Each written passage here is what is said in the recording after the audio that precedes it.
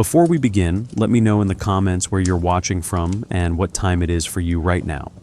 I'm curious how many of us are doing this in the dark.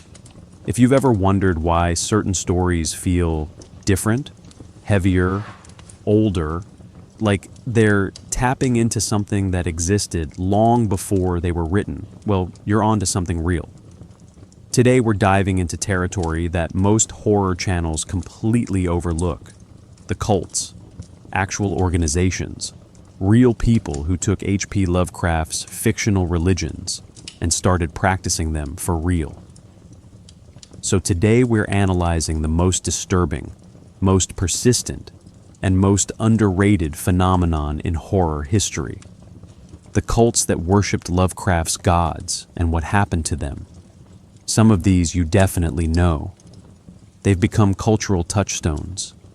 The Esoteric Order of Dagon, the Starry Wisdom Sect, the death cults of Cthulhu. Others might have flown completely under your radar, and I guarantee at least one of these is going to make you rethink what separates fiction from belief. And look, I want to be clear about something up front. We're analyzing these as cultural artifacts. I'm going to be discussing real occult practices, real religious movements, real people who genuinely worship entities a pulp writer invented in the 1920s. The goal here is understanding, appreciation, and maybe a little existential dread about how fiction becomes reality. The most merciful thing in the world, Lovecraft wrote in 1928, is the inability of the human mind to correlate all its contents. Some minds tried anyway, and what happened to them is what we're here to explore. That's what we do on this channel. Let's get into it. Howard Phillips Lovecraft died broke in 1937. Cancer of the small intestine, untreated because he couldn't afford proper medical care. He was 46 years old. During his lifetime, he published in cheap pulp magazines that paid a cent a word when they paid at all. His stories appeared alongside advertisements for muscle-building courses and detective fiction with lurid covers. He was, by any commercial measure, a failure. He was also building a mythology that would outlive every bestseller of his era. Here's the paradox that defines everything we're about to examine. Lovecraft was a philosophical materialist. He didn't believe in gods, souls, or anything supernatural. He considered religion a comforting delusion that humans invented to cope with cosmic indifference. In his personal letters, and he wrote thousands of them, he was explicit about this. The universe contained nothing but matter and energy operating according to physical laws. Consciousness was an accident. Meaning was something humans imposed on a meaningless void. Death was absolute extinction. And yet he spent his entire writing career creating elaborate religious systems. This wasn't accidental. Lovecraft understood something crucial about horror that most writers miss. A monster is scary. A monster that's part of an ancient religion, complete with scriptures and worship practices and millennia of hidden history, is terrifying. Religion provides infrastructure. It gives the monster history, purpose, followers. It suggests that what you're encountering isn't random, but part of something much larger and older than you can comprehend. Consider what was happening in Lovecraft's cultural moment. The 1920s and 1930s saw an explosion of interest in the occult. Theosophy had popularized the idea of hidden masters and secret ancient wisdom.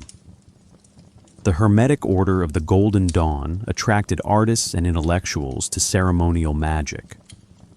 Aleister Crowley was performing theatrical rituals and publishing accounts of his magical operations. Spiritualism had millions of practitioners attempting to contact the dead through seances. Lovecraft watched all of this with contempt. He considered theosophy nonsense and Crowley a charlatan, but he absorbed the aesthetics, the hidden knowledge, the ancient brotherhoods, the secret texts passed down through generations, the rituals performed in hidden temples. He took the machinery of occultism and stripped out every shred of comfort it offered. Because here's what separates Lovecraft's cults from real occult movements. Real organizations promise enlightenment, power, contact with benevolent higher beings, personal transformation. Lovecraft's cults promise accurate knowledge of humanity's cosmic irrelevance.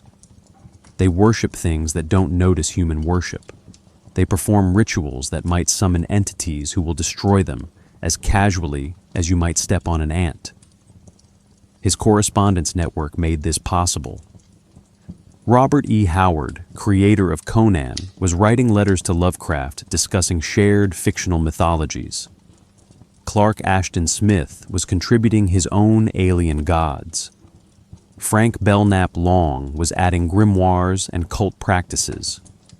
They were building a collaborative universe decades before Marvel made it a blockbuster formula. When readers encountered Cthulhu in a Lovecraft story published in March 1928, then saw references to the same entity in a Howard story 6 months later, the cumulative effect was profound. This felt like something multiple authors had independently discovered, not something one writer had invented. The false history technique was essential. Lovecraft created the Necronomicon, a forbidden grimoire supposedly written by the mad Arab Abdul al-Hazred in 730 AD. He invented an entire provenance for this non-existent book. He cited it in footnotes. He had characters reference specific passages. Other writers began using it in their stories. By the mid-1930s, libraries were receiving requests for the Necronomicon from readers who believed it was real. That's the genius of his method. His academic tone, his footnote-style prose, his careful citations of imaginary sources, all of it lent unintended credibility to his fictional cults. He wrote like a scholar, documenting real phenomena. The horror came from the documentation feeling authentic, even as it described the impossible. The most merciful thing in the world, Lovecraft wrote in 1928, is the inability of the human mind to correlate all its contents. That sentence contains his entire philosophy. Ignorance is mercy, knowledge is damnation, and the cultists he created are those who have chosen damnation over comfortable lies. They've correlated the contents. They know what's really out there. And that knowledge has destroyed everything they thought they understood about reality. Understanding this foundation is essential before we examine where Lovecraft got his ideas. Because he didn't invent from nothing. He was drawing on deep historical precedents and transforming them into something genuinely new. Lovecraft wasn't inventing from nothing. His cults draw on deep historical precedents, and understanding those precedents reveals how he transformed them into something darker. The ancient mystery. Religions provided the basic template. The Eleusinian mysteries in Greece involved initiation ceremonies that revealed hidden knowledge to participants. The Orphic cults promised transformation through ritual. The Mithraic mysteries, practiced throughout the Roman Empire, involved secret rites in underground temples. These all shared common features: restricted membership, graduated levels of initiation, secret knowledge revealed progressively, and the promise that initiates would be changed by what they learned. Lovecraft borrowed this structure wholesale. His cults have inner circles and outer circles. They have initiates who know only fragments and high priests who know more. They have rituals that must be performed correctly. But he inverted the promise completely. In the mystery religions, initiation led to spiritual elevation. In Lovecraft's cults, initiation leads to the destruction of everything you thought you knew about reality. He was also drawing on 19th century colonial literature and its obsession with degenerate cultures. Writers like Arthur Machen and Algernon Blackwood had already established the trope of ancient survival cults, primitive worship persisting in hidden valleys or remote islands. This literary tradition was deeply racist, imagining that lesser peoples somehow retained knowledge that civilized humanity had outgrown. Lovecraft, unfortunately, believed this literally. His racism is well documented and indefensible. He considered Anglo-Saxon civilization superior and viewed other cultures as primitive throwbacks. This poison infected his work. His cults are frequently populated by people he coded as racially other. Black worshippers in Louisiana bayous, Polynesian islanders, mixed-race communities in seaport towns. But here's the complicated part. The literary device he created transcends his bigotry. The idea that ancient worship might persist in isolated communities, that something genuinely old and powerful might have survived at the margins of civilization, that modernity hasn't actually eliminated what came before. These concepts work regardless of his prejudices. Later writers would strip out the racism and keep the machinery. Philosophically, Lovecraft was influenced by thinkers who had undermined anthropocentrism. Darwin's theory of evolution made humans just another species, not the center of creation. Einstein's relativity suggested space and time were far stranger than human intuition could grasp. Freud's psychoanalysis revealed that consciousness was mostly unconscious, that we don't even understand our own minds. And then there was Nietzsche. Lovecraft read Thus Spoke Zarathustra in 1919, and while he rejected Nietzsche's conclusions, he absorbed the premise. Traditional religion had collapsed under the weight of modernity. The old gods were dead. The question was what, if anything, would replace them. Lovecraft's answer was brutal. Gods that make the Christian God look comforting, by comparison. The Christian God at least cared about humanity enough to send his son to die for our sins. Cthulhu sleeps at the bottom of the ocean and will drown civilizations when he wakes up, not out of malice, but because he won't notice they're there. Contemporary occult movements provided aesthetic inspiration, even as Lovecraft rejected their content. Theosophy, founded by Helena Blavatsky, claimed access to ancient wisdom from Tibetan masters. The Hermetic Order of the Golden Dawn performed elaborate ceremonial magic rituals. These movements promised spiritual advancement through secret knowledge. Lovecraft took the form and gutted the substance. His cults have the trappings of occult organizations, the hierarchies, the secret texts, the rituals, the initiations. But where real occult movements promise enlightenment, Lovecraft's cults promise accurate knowledge of cosmic horror. The revelation isn't that you're divine. The revelation is that you're cosmically irrelevant and always have been. Anthropological texts shaped his approach. James Fraser's The Golden Bough cataloged religious practices across cultures, suggesting underlying patterns in human worship. Margaret Murray's witch cult hypothesis argued that medieval witchcraft was actually survival of pre-Christian pagan religion. Both works have been largely discredited by modern scholarship, but in the 1920s they were taken seriously. Lovecraft absorbed these ideas and pushed them to nightmare conclusions. If ancient religions could survive underground for centuries, what might they be worshipping? If pre-Christian paganism was more than folklore, what gods did it serve?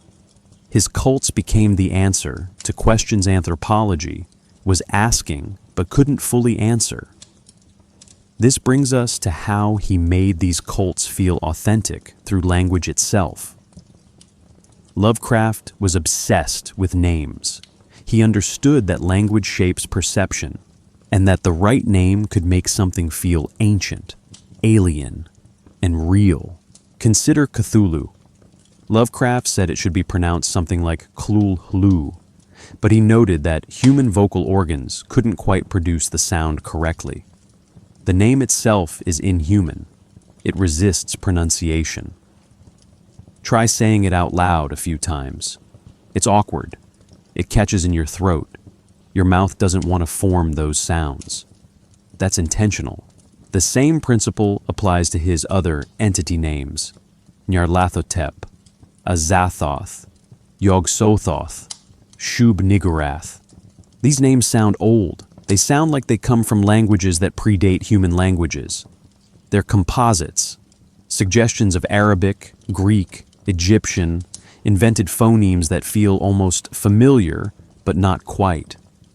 This was linguistic world-building. Lovecraft wanted his entities to feel like they'd been worshipped for thousands of years by cultures that didn't speak Indo-European languages. So he avoided anything that sounded too Greek, too Latin, too English. He mixed linguistic elements to suggest hybrid origins, as if these names had passed through multiple languages on their way to the present. The cult names work the same way. The Esoteric Order of Dagon, the Starry Wisdom Sect, the Brotherhood of the Yellow Sign. These sound like real organizations. They follow naming conventions of historical secret societies, orders, brotherhoods, lodges, covens. The word esoteric signals hidden knowledge available only to initiates. Starry wisdom suggests cosmic insight. These names promise that members know something the rest of humanity doesn't. Geographic names carry equal weight. Arkham, Innsmouth, Dunwich, Kingsport. These are Lovecraft's fictional New England towns where cults operate. The names sound plausibly colonial American, like real Massachusetts settlements. Innsmouth particularly demonstrates his technique. Inns suggests an old port town where travelers stopped. Mouth suggests a harbor where rivers meet the sea. It sounds like dozens of real New England coastal towns. But these places are contaminated. In Lovecraft's geography, isolation breeds cultism. Innsmouth is cut off from the modern world, economically depressed, inbred. The isolation lets old worship persist. Nobody visits, nobody investigates, nobody intervenes until it's too late. The town itself becomes a cult space, a geographic area where normal rules don't apply. Family names carry occult significance too. The Marsh family in Innsmouth, the Whately family in Dunwich. These lineages transmit cultism through blood. You're not recruited into these cults. You're born into them. Your ancestors worshipped, so you worship. The knowledge is inherited, genetic, inescapable. This creates a particular kind of horror. You might discover you're part of a cult bloodline without ever choosing it. Your genealogy is your damnation. The protagonist of The Shadow over Innsmouth spends the entire story investigating the town's cult, only to discover at the end that he's descended from the Marsh family. He's been part of the cult his entire life without knowing it. The knowledge was in his blood, waiting to manifest. Secret languages and corrupted liturgies appear throughout Lovecraft's work. The cults don't speak English during their rituals. They chant in unknown tongues, phonetic approximations of languages that shouldn't exist. Finglui mglwinaf Cthulhu Relieh Wugahnagl Ftagn. That's the most famous example, supposedly meaning, in his house at Relieh, dead Cthulhu waits dreaming. The language resists translation. Different characters provide slightly different versions. The sounds don't map cleanly onto English phonemes. This suggests the original language operates according to different principles than human language, that it's fundamentally alien rather than simply foreign. Lovecraft was creating what linguists would later call a conlang, a constructed language, but doing it impressionistically rather than systematically. He wasn't interested in grammar or vocabulary, lists.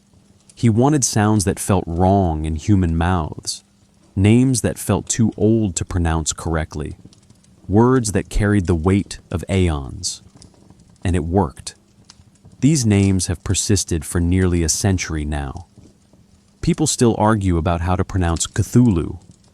The Necronomicon still gets referenced as if it were real. The linguistic alienation Lovecraft created continues to function exactly as he intended.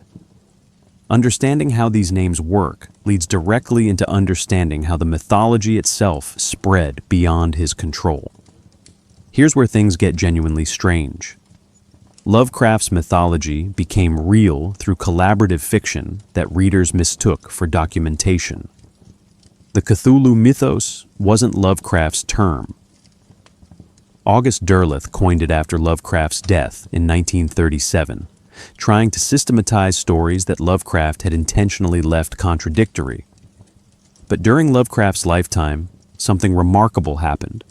Other writers started using his invented mythology in their own stories. Robert E. Howard, creator of Conan, incorporated Lovecraft's entities into his weird fiction. Clark Ashton Smith added his own alien gods and connected them to Lovecraft's cosmology. Robert Bloch, who would later write Psycho, set stories in Lovecraft's fictional New England. Frank Belknap Long contributed new cults and grimoires. This wasn't plagiarism. This was collaboration. Lovecraft encouraged it. He wanted other writers to use his mythology because cross-references would make it feel more real. If readers encountered Cthulhu in a Lovecraft story in Weird Tales magazine in March 1928, then saw references to Cthulhu in a Howard story published 6 months later in a different issue, the cumulative effect was that Cthulhu felt like something multiple authors had independently discovered. The Necronomicon demonstrates this perfectly. Lovecraft invented it around 1924. He created an entire provenance, supposedly written by Abdul al-Hazred, the Mad Arab, in Damascus around 730 AD, original title Al-Azif, translated into Greek in 950 AD by Theodorus Philetas, translated into Latin in 1228 by Olaus Wormius, banned by the Church, copies supposedly held by only 5 libraries worldwide, including Miskatonic University in Arkham. None of this was real. But Lovecraft wrote about the book as if it were. He cited specific passages. He had characters reference particular chapters. He gave it a detailed publication history. And then other writers started using it in their stories too. By the mid-1930s, the Necronomicon appeared across multiple authors' works, each adding details that made it feel more substantial. Libraries started receiving requests for it. The Widener Library at Harvard reportedly had to post a notice explaining the book didn't exist. The British Museum Library fielded inquiries. College students working on papers about medieval grimoires would try to locate copies. The collaborative fiction had created a belief in the book's reality that spread beyond the stories themselves.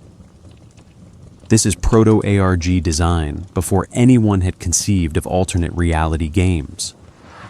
Lovecraft was creating interactive fiction that blurred boundaries between story and reality. The more writers contributed, the more substantial the mythology became. Contradictions actually helped. Different accounts of the same entity or cult suggested multiple sources, multiple witnesses, the kind of variation you'd expect from real religious traditions passed down through generations. The intentional gaps in his narratives invited participation. Lovecraft never fully explained what Cthulhu was, where the old ones came from, what the cults ultimately wanted. He provided fragments, suggestions, incomplete accounts from unreliable narrators. Readers had to piece things together themselves, and in piecing things together, they became invested in the mythology's reality. His use of narrative devices strengthened this effect. Stories frequently took the form of found documents, journal entries, police reports, newspaper clippings, academic papers. The framed narrative of The Call of Cthulhu presents the story as the narrator assembling his late uncle's research notes. The Shadow over Innsmouth reads like an investigative report. This documentary style made the fantastic feel factual. By the time Lovecraft died in 1937, his collaborative mythology had taken on a life independent of any single author. Derleth would systematize it, later anthologies would codify it, the Call of Cthulhu role-playing game would give it mechanical structure. But the foundation was already there, a shared fictional universe that felt researched rather than invented. This brings us to the philosophical concepts that made these cults more than just window dressing for monster stories. Lovecraft's cults aren't organizations seeking power or salvation. They're communities built around a devastating philosophical realization. Humanity doesn't matter. This is the core concept that separates his work from every other horror tradition. Christian demonology assumes humans are important enough for demons to fight over. Ghost stories assume human consciousness persists after death. Vampire fiction assumes humans are worthy prey. Even nihilistic horror usually grants humans the dignity of being noticed by the forces destroying them. Lovecraft's cosmic horror removes that dignity entirely. The philosophical framework is called cosmicism, and it operates on several interlocking principles. First, the universe is incomprehensibly vast. Humans evolved on one planet orbiting one star in one galaxy among billions. Our existence is a statistical accident occurring in an infinitesimally small fraction of space and time. Nothing about the cosmos suggests it was designed for us or cares about us. Second, human consciousness is not special. We're biological machines running electrochemical processes in meat computers. Our thoughts, feelings, and sense of meaning are biochemical reactions, nothing more. When we die, those processes stop. There's no soul, no afterlife, no cosmic significance to individual human experience. Third, reality operates according to laws we barely comprehend. Physics, mathematics, dimensions beyond our perception. The actual structure of existence is far stranger than human intuition can grasp. We evolved to understand predators and gather food, not to comprehend quantum mechanics or 11-dimensional space. Our cognitive equipment is fundamentally inadequate. This is where the cults come in.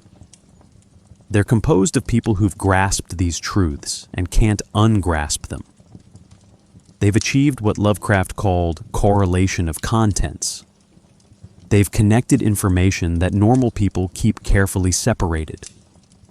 And that correlation has destroyed their ability to believe comforting lies. The most merciful thing in the world is the inability of the human mind to correlate all its contents, Lovecraft wrote in 1928. That opening line from The Call of Cthulhu contains his entire philosophy. Ignorance is mercy. The human mind protects itself by not fully understanding what the available evidence actually reveals. We compartmentalize. We rationalize. We avoid connecting dots that would form unbearable pictures. Cultists have lost that protection. They've seen too much, read too deeply, thought too carefully.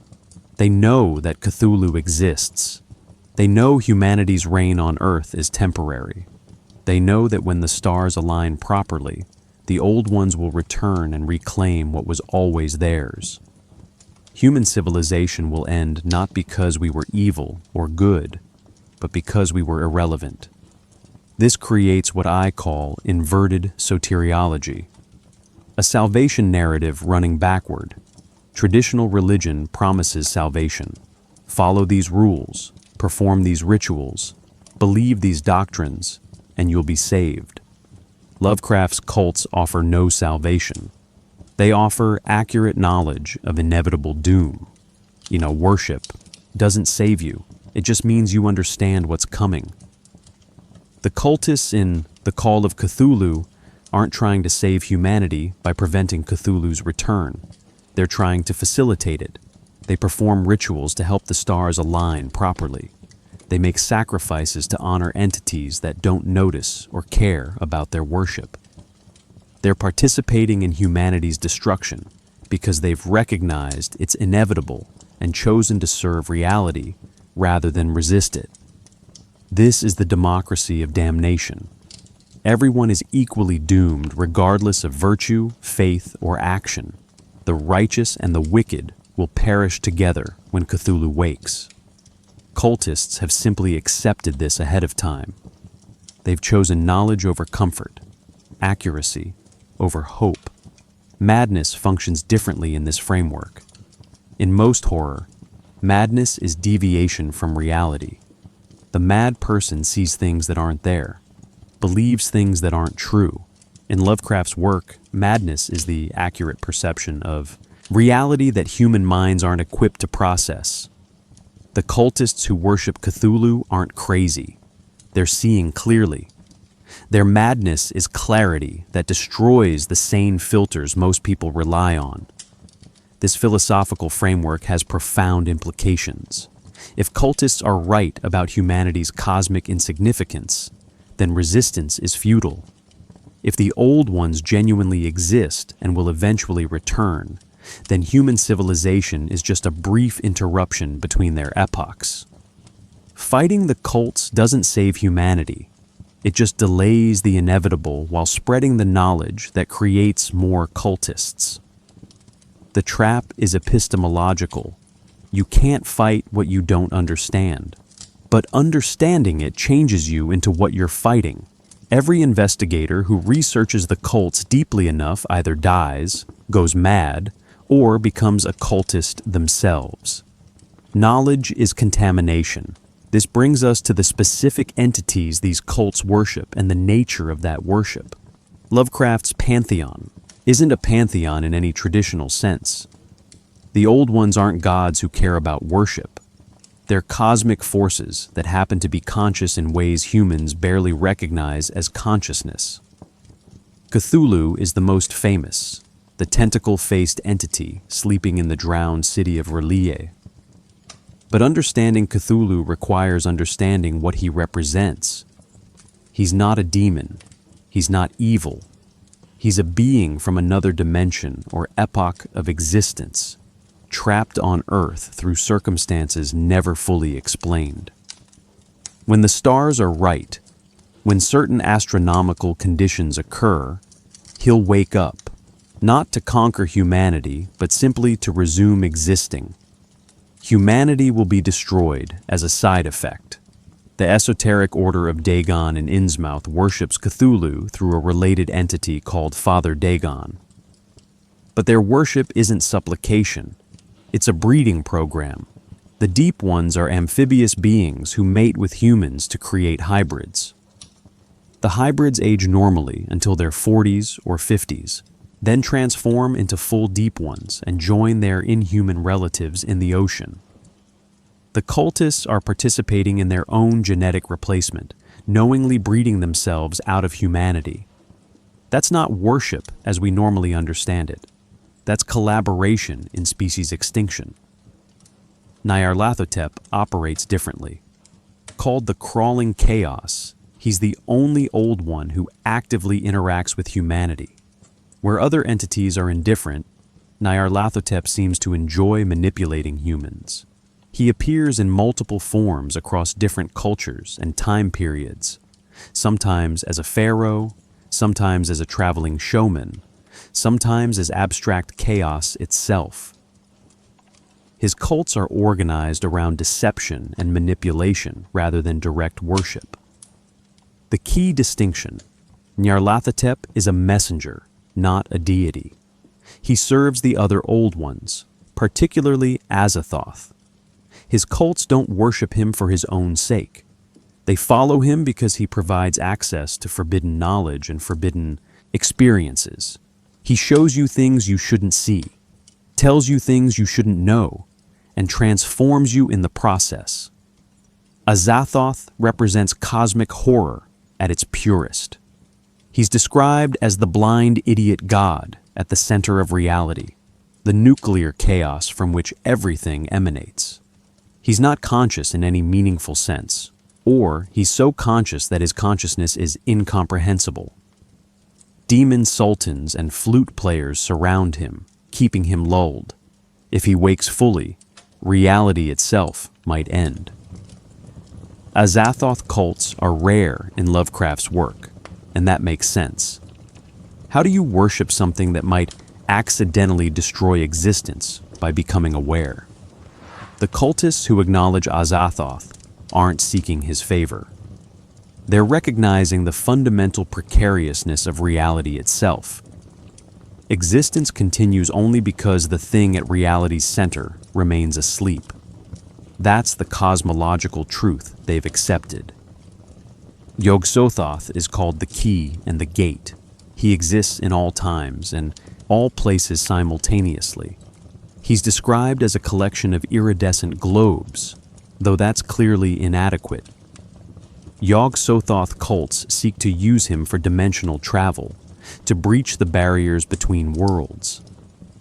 The Dunwich Horror features the Whately family attempting to bring Yog-Sothoth through into our reality by breeding with him.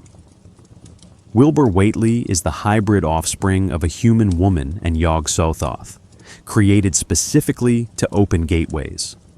Again, this isn't worship. This is applied cosmology. The Whateleys aren't praying for blessings. They're using Yog-Sothoth as a tool to achieve dimensional breach. Religion and science have collapsed into each other. Shub-Niggurath inverts fertility goddess traditions. Called the Black Goat of the Woods with 1,000 young, she represents procreation as cosmic horror. Her worship involves rituals in dark forests, sacrifices, and the creation of hybrid offspring. But fertility here doesn't mean blessing or abundance. It means contamination, the production of things that shouldn't exist. The distinction between worshippers and servants matters throughout. Are cultists devotees who love their gods, or are they pawns being used by forces they don't understand? Lovecraft leaves this ambiguous. The cultists believe they're worshipping, but the entities show no sign of noticing or caring. Cthulhu doesn't respond to prayers. The deep ones don't grant blessings to faithful humans before transforming them into inhuman sea creatures. This raises the fundamental question of agency. Do cultists choose their worship, or are they compelled? The answer varies. Some cultists, like the Louisiana Bayou worshippers in The Call of Cthulhu, seem to choose their practices. Others, like the narrator of The Shadow over Innsmouth, discover they're genetically predisposed to cultism through hybrid ancestry. They didn't choose to be part Deep One. They inherited it. This biological determinism is one of Lovecraft's most disturbing concepts. Cultism transmitted through bloodlines, through genetics, through inheritance you can't escape. Your ancestors worshipped, so you will worship. The knowledge is already in you, waiting to activate. Which brings us to how humans interact with these entities, and what happens when they do. The relationship between humans and the Old Ones operates through several disturbing mechanisms. The most important is the contagion model. Exposure to cult knowledge functions like disease. Consider how this works in Lovecraft's stories. A scholar researches obscure texts. An investigator interviews cult members. An artist has strange dreams. Each of these exposures transmits information. And information in Lovecraft's universe is dangerous. Not because it's evil, but because human minds aren't structured to contain it. The madness that follows isn't insanity in the traditional sense. It's the accurate perception of reality that humans aren't equipped to process. Cultists who worship Cthulhu have seen something true about the universe, that humanity's dominance is temporary, that our extinction is inevitable, that nothing we do matters on cosmic timescales. That's not a delusion, that's clarity. But clarity of that type destroys the psychological filters that allow normal functioning. This is why investigators in Lovecraft's stories almost always end badly. Professor Angel in The Call of Cthulhu dies mysteriously after compiling his research on Cthulhu cults. His nephew, who inherits the research and continues investigating, ends the story convinced he'll be killed to keep the information from spreading. The implication is clear. The cults protect themselves not through violence, but through the knowledge itself. Learn too much, and you either die, go mad, or become a cultist. The recurring figure of the academic turned cultist demonstrates this pattern. These are educated, rational people who approach cult phenomena skeptically. They're doing research, gathering evidence, applying scholarly methods. And the research destroys them, not because they're gullible, but because the evidence genuinely supports the cult's claims. Cthulhu exists. The old ones are real. Human civilization is temporary. Once you've seen sufficient evidence, denial becomes impossible. Inherited cultism operates differently. In The Shadow over Innsmouth, the protagonist discovers he's descended from the Marsh family, which interbred with Deep Ones. His cultism is genetic. He didn't choose to be part Deep One. He was born that way. As he ages, he'll transform regardless of his beliefs or desires. His body will betray him, reshaping itself into something inhuman. This biological determinism reflects Lovecraft's racism, unfortunately. He believed in inherited characteristics, in bloodlines that carried civilization or savagery. His fiction frequently features degenerate families, isolated communities where inbreeding has produced people susceptible to cult influence. This is eugenics logic, and it's indefensible, but the literary mechanism survives his prejudice. The idea that you might discover inherited damnation, that your ancestry might doom you regardless of your choices, that your body might contain knowledge your conscious mind doesn't yet recognize. That's genuinely horrifying. And it works even when divorced from Lovecraft's racist framework. Dream sensitivity appears throughout the stories as another vector for cult contact. Some humans are naturally receptive to the telepathic emanations of the old ones. Artists, poets, sensitive individuals, they receive visions during sleep. They paint or sculpt things they've never seen. They wake with memories of impossible places. They're being contacted, but they don't understand by what or why. The Call of Cthulhu features this explicitly. During March 1925, artists and poets worldwide experience nightmares of a tentacled entity and a drowned city. They don't know why. They have no cult affiliation. But Cthulhu is stirring in his sleep, and his dreams are leaking into susceptible minds. The cultists know what this means. The stars are nearly right. But the artists just know they're painting nightmares and don't understand where the imagery comes from. This creates involuntary cultism. You don't choose to receive these visions. You can't stop them. And once you've seen Cthulhu in your dreams, you're changed. Even if you never perform a ritual, never join a cult, never acknowledge what you've seen, you know. That knowledge sits in your mind like a splinter. Social mechanics matter too. Cults don't just corrupt individuals. They capture institutions. In Innsmouth, the esoteric Order of Dagon controls the entire town government. Police, merchants, civic leaders, All are either cultists or too intimidated to resist. This is cult as social totality, where worship becomes normalized and resistance becomes impossible. Miskatonic University in Arkham houses one of the few complete copies of the Necronomicon. It's kept in a restricted collection, but scholars can access it for research. The institution believes it's preserving knowledge. Actually, it's functioning as a cult vector, exposing researchers to information that will transform them. The university thinks it's academic. It's actually participating in cult recruitment through its library. The futility of resistance defines this entire dynamic. You can't fight what you don't understand, but understanding it changes you. Every investigator becomes either a victim or a cultist. Every researcher either dies, goes mad, or joins what they were studying. Knowledge is contamination, and there's no way to gather evidence without becoming contaminated yourself. This epistemological trap leads directly into the final element, the texts and rituals that transmit forbidden knowledge. The grimoires are the transmission vectors. Lovecraft created an entire library of forbidden texts, and each one operates as a conceptual weapon disguised as a book.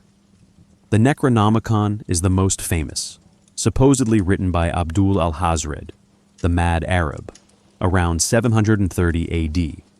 Its original Arabic title was Al-Azif, the noise of insects at night, supposedly referring to the sounds demons make. Al-Hazred compiled knowledge about the old ones, their history, their locations, their eventual return. He wrote spells for summoning them. He recorded cult practices from across the ancient world, and it drove him mad. According to Lovecraft's invented history, Al-Hazred was seized by invisible forces in broad daylight in Damascus and torn apart in front of witnesses. That's the reward for compiling this knowledge. Public execution by entities you've written about. The book survived, translated into Greek in 950 AD by Theodorus Philetas, translated into Latin in 1228 by Olaus Wormius, banned by the Church. Supposedly only 5 complete copies exist: the British Museum, the Bibliothèque Nationale de France, Widener, Library at Harvard, the University of Buenos Aires, and Miskatonic University. None of this is real, but Lovecraft wrote about the book as if it were a historical artifact. Characters cite specific passages. They reference particular chapters. They note which translation they're using. This documentation style makes the book feel real, even as it describes the impossible. Other grimoires fill out the library. The Minnekadic manuscripts date from pre-human civilizations. The Book of Eibon comes from the wizard Eibon of Hyperborea. Unaussprechlichen Kulten, Nameless Cults, by Friedrich von Junst, documents cults worldwide. The Teleno fragments contain astronomical observations from before humans evolved. Each adds to the sense that forbidden knowledge has been accumulated across vast time periods. These books function as ritual objects themselves. Reading them is performing a ritual. The words on the page transmit information that restructures your understanding of reality. You can't read the Necronomicon objectively, maintaining scholarly distance. The content changes you. The knowledge integrates into your cognitive framework and destroys the filters that kept you sane. This is ritual as applied mathematics. Lovecraft's cults don't perform rituals because of superstition. They perform rituals because certain actions produce certain effects. The universe operates according to laws. Most of those laws are physics and chemistry, but some involve dimensional geometries and astronomical alignments. Summoning isn't supernatural. It's engineering using principles science hasn't discovered yet. The chants the cultists use aren't gibberish. They're precise formulas. Funglui mglunaf Cthulhu Cult Ftagen. That's a statement about Cthulhu's current condition and location. It's descriptive, not worshipful.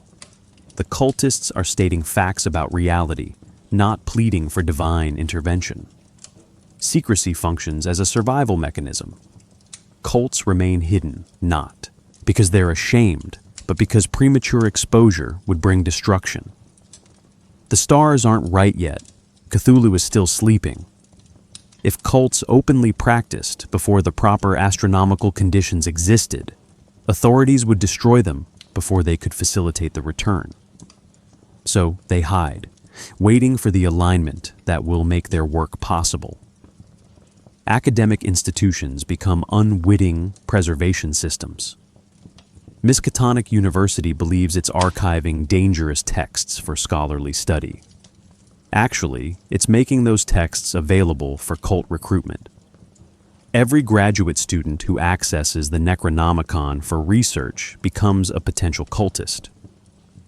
The university's commitment to knowledge preservation works against humanity's survival. This creates the futility problem.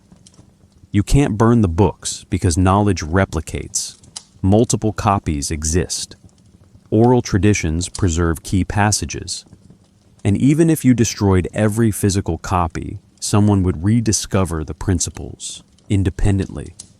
The mathematics underlying the rituals is inherent in reality's structure. Different cultures at different times will figure it out again. Fighting cults spreads contamination because investigation requires learning what the cults know. The government raid on Innsmouth in 1928 succeeded in capturing some cultists and destroying some structures. But everyone involved in the raid learned about the deep ones. They saw the hybrids. They witnessed impossible biology. That knowledge is now in government files, waiting for the wrong person to access it. The epistemic trap is complete. Ignorance leaves you vulnerable because you can't fight what you don't understand. But knowledge transforms you into what you're fighting, because understanding the cults requires thinking like cultists. There's no middle ground where you know enough to resist, but not enough to be corrupted. This is why the narrators of Lovecraft's stories often end in ambiguous states. They've survived, but they've been changed. They know things they shouldn't know. They've seen evidence they can't dismiss. They're not full cultists yet, but they're no longer normal humans. They exist in the transitional state between ignorance and damnation, and they know which direction they're heading. The final implication is devastating. Perhaps ignorance is humanity's only defense against cosmic horror, and modernity has made ignorance impossible. We're approaching the point where we'll inevitably correlate all contents, connect all the dots, see the pattern that Lovecraft warned us about. And when that happens, the difference between studying the cults and joining them will disappear entirely. With this philosophical and theological framework established, we can now examine specific literary manifestations of these concepts. Lovecraft's cult mythology didn't emerge fully formed.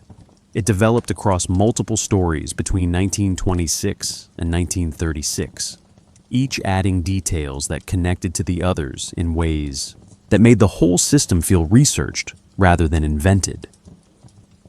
The Call of Cthulhu appeared in Weird Tales in February 1928, and it's the first story where Lovecraft's approach to cosmic cult horror crystallized completely. The structure is crucial. 3 separate investigations by different people in different locations, all revealing the same entity.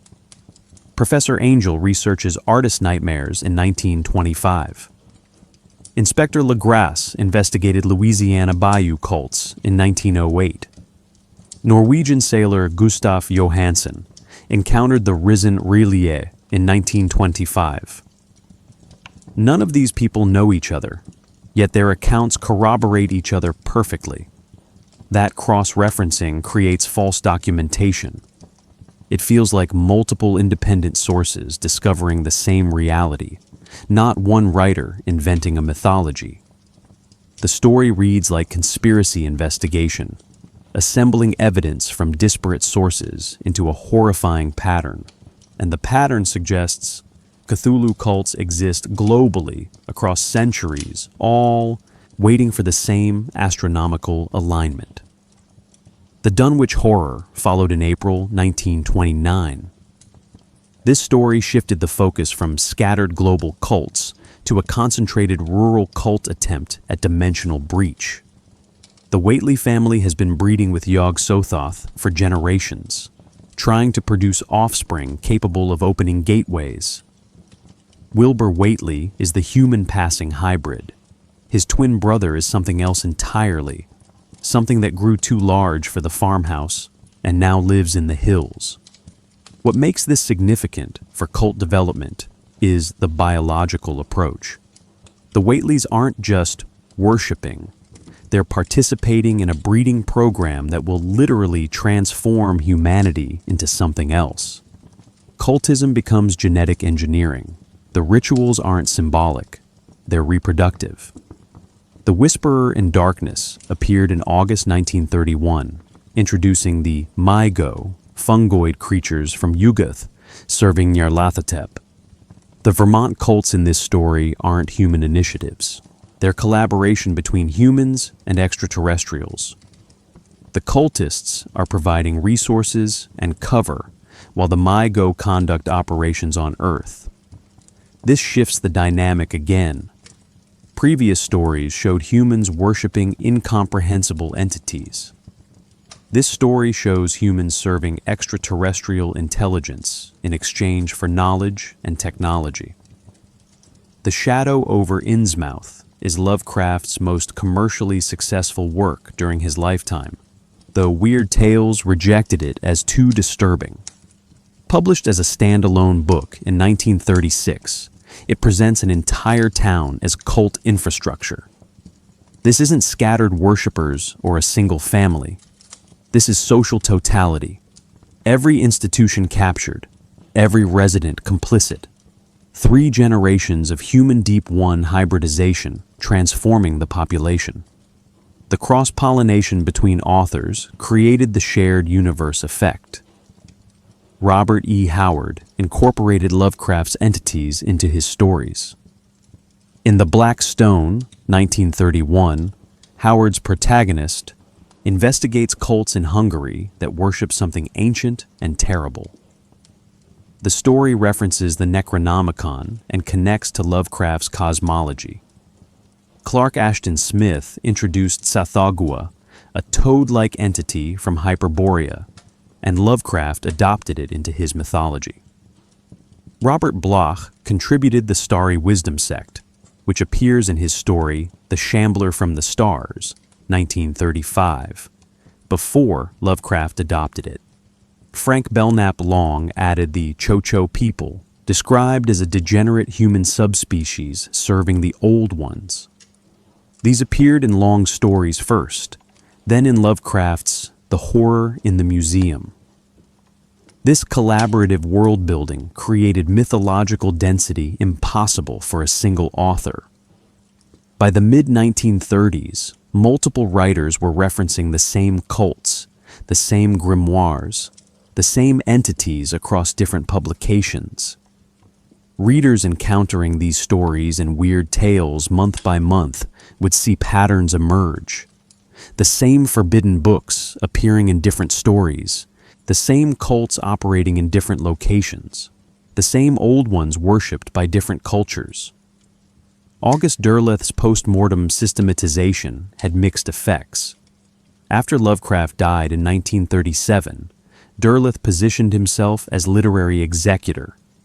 He began publishing collaborations, stories built from Lovecraft fragments, but mostly written by Derleth. More significantly, he imposed a good versus evil cosmology that Lovecraft never intended. Derleth created elder gods who opposed the old ones, turning cosmic indifference into cosmic warfare. This systematization helped preserve and popularize the mythology, but it flattened Lovecraft's ambiguity. The horror of the old ones isn't that they're evil, it's that they're indifferent. They don't oppose humanity, they just exist, and their existence is incompatible with ours. Derleth's good versus evil framework gave readers the comfort of moral clarity that Lovecraft deliberately denied them. But the framework took hold. The Cthulhu mythos, as Derleth defined it, became the standard reference. Later writers, game designers, and filmmakers largely adopted Derleth's systematization rather than Lovecraft's ambiguous original vision. The cults in popular culture often serve evil gods fighting good gods, rather than serving indifferent cosmic forces that notice humanity about as much as we notice bacteria. The contradictions and variations actually strengthened the mythology's plausibility. Different stories gave conflicting accounts of the Old One's origins, different descriptions of cult practices, different explanations for how the entities arrived on Earth. Rather than weakening the mythology, this made it feel more real. Real religious traditions have competing accounts, contradictory scriptures, theological disputes. Perfect consistency would have felt invented. The messiness felt researched. This foundation allows us to examine specific stories in detail, starting with the most complete depiction of a functioning cult society. The Shadow over Innsmouth is Lovecraft's masterwork of cult social mechanics. Published in 1936, it depicts how an organization captures an entire community over 3 generations, transforming it into something no longer recognizably human. The frame narrative is essential. An unnamed narrator is taking a bus tour of New England antiquarian sites. He's interested in architecture and local history. Innsmouth wasn't on his itinerary. Everyone warned him to avoid it. But he's curious about the town's reputation for degeneracy and decay. He stops there for a day. What he discovers destroys his understanding of himself. The town's wrongness is immediately apparent. Buildings are collapsing. Streets are deserted during the day. The few visible residents have a distinctive appearance. Bulging eyes, flattened noses, almost no visible ears, strange way of walking. They move in shuffles, rarely speak. Watch strangers with hostile suspicion. The architecture is bizarre, with strange angles and proportions that feel wrong without being obviously impossible. Zadok Allen, the town drunk, provides the historical exposition. He's 96 years old and one of the few pure humans left. He remembers when things changed. Captain Obed Marsh was a trader who discovered deep ones near Devil's Reef in the Pacific around 1838. The deep ones were willing to trade, gold and fish in exchange for worship and human mates. Innsmouth was economically desperate after the War of 1812 destroyed its shipping trade. Marsh brought back gold and strange jewelry. He founded the Esoteric Order of Dagon in 1840. The first hybrid children were born around 1846. They looked almost human initially, but as they aged, the Innsmouth look became pronounced. Bulging eyes, scaly skin, gill slits behind the ears. And they never died. They just transformed completely around age 50 and walked into the ocean to join the deep ones permanently. The 1846 riot is crucial to understanding the cult's takeover. When townspeople realized what Marsh was doing, they tried to stop him. They burned the churches Marsh had converted to Deep One worship. They arrested cult leaders. But the Deep Ones came ashore in force. Dozens of citizens disappeared that night. The riot was crushed. The Marshes consolidated control. Within a decade, you either joined the Esoteric Order of Dagon or you left Innsmouth. Those who stayed and refused to join lived as terrified minorities in a town that was no longer theirs. By 1928, when the narrator visits, the transformation is nearly complete. The Marsh family controls everything: commerce, law enforcement, local government. The Order of Dagon operates openly, though outsiders are forbidden from witnessing rituals. Devil's Reef hosts ceremonies on specific calendar dates. Hybrids in various stages of transformation populate the town. Pure humans are maybe 10% of the population, isolated and powerless. The narrator's investigation attracts attention. After interviewing Zadok Allen, he notices he's being followed. He checks into the Gilman House Hotel.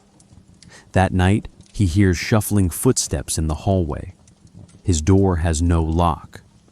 He climbs out the window and flees through the town, pursued by hybrid cultists who move with uncanny coordination.